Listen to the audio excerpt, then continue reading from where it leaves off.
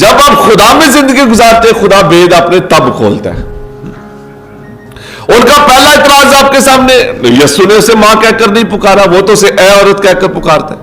اور اگر آپ یاد کریں گزرے سال بھی ہم نے اس پر بات چیت کی تھی. یسوع نے واقعی مقدسہ مریم کو کہیں پر بھی کلام میں ماں کہہ کر نہیں پکارا کہ جیسے ہم کہیں کہ ہاں اسے واقعی اس نے اماں کہہ کر، امی کہہ کر، موم کہہ کر، کچھ بھی کہہ کر اسے پکارا. اس نے جب بھی پکارا اے عورت مجھے اور تجھے کیا، اے عورت میرا وقت ہنوز نہیں آیا.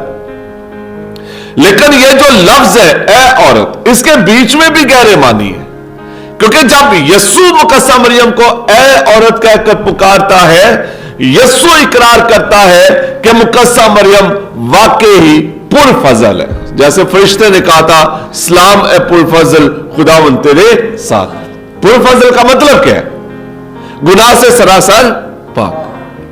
پرفضل لفظ کو دیکھیں، فضل سے بری ہوئی، مطلب گناہ کا چھوٹا سا داغ بھی نہیں ہے بیچ میں. کیونکہ چھوٹا سا بھی داغ ہوگا اس کا مطلب نہیں پرفضل نہیں ہے، کمی ہے بیچ میں. تو یسوع بھی اقرار کر رہا ہے کہ تو پرفضل ہے. اور کیسے؟ کیونکہ آپ تکوین کی کتاب کو جا کر دیکھیں تو وہاں پر خدا عورت کو عورت کہہ کر پکارتا ہے، کلام اسے عورت کہہ کر پکارتا ہے جب تک اس نے گناہ نہیں کیا تھا. ہوا کو عورت کہہ کر پکارا گیا جب تک گناہ نہیں کیا. لیکن جب اسے نافرمانی کر لی اس کے بعد ہوا کہہ کر پکارا گیا، اس کے بعد اسے عورت کہہ کر نہیں پکارا. اس کے بعد ہوا کے گناہ کے بعد جسے عورت کہہ کر پکارا گیا ہے وہ مقدسہ مریم کی ذات ہے.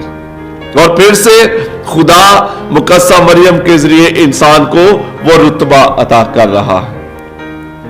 تو سیکھنے کے لیے مقدسہ مریم سے ہمارے لیے بہت کچھ ہے. ایک ایسی ذات، ایک ایسی شخصیت جس کو آپ جب بھی دیکھیں، جب بھی اس کی جانب دیکھیں گے آپ کو کچھ نہ کچھ اپنی زندگیوں کے لیے، برکت کے لیے، فضل کے لیے حاصل ہو.